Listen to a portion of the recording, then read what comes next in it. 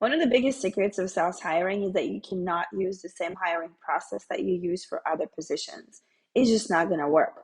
Other positions, usually there's a lot more. You can look at the resume, experience, certifications, credentials, degrees. With salespeople, you really don't have that. So you have to figure out a way to test them before you hire them.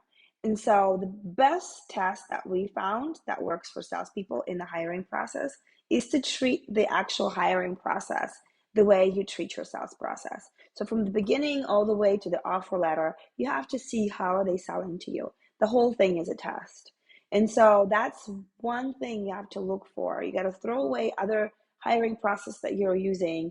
They're just uh, they're just not going to work. The salespeople already read about them. They already read all the blogs that talk about them. So you got to keep them on their feet, and you kind of have to make it more unpredictable. So they don't really know what's happening next. And then that way they can open up and actually act like they would in normal life.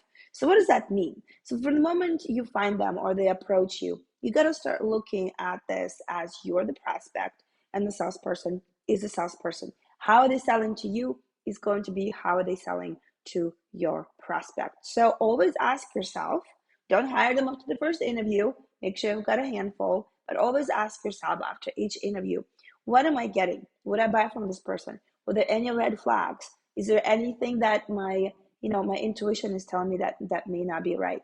So anyway, that's my one of my biggest secrets, that what we do when we hire salespeople is that we test them the whole time, from the moment we engage with them to the moment we extend them an offer letter. And you know what? Even if they did great in the first interview and they are not, what they're saying in the last interview is not adding up, you have to pay attention to that. But if you are trying to hire them the way you hire everybody else, you're going to mishire them over and over again. Thanks for listening.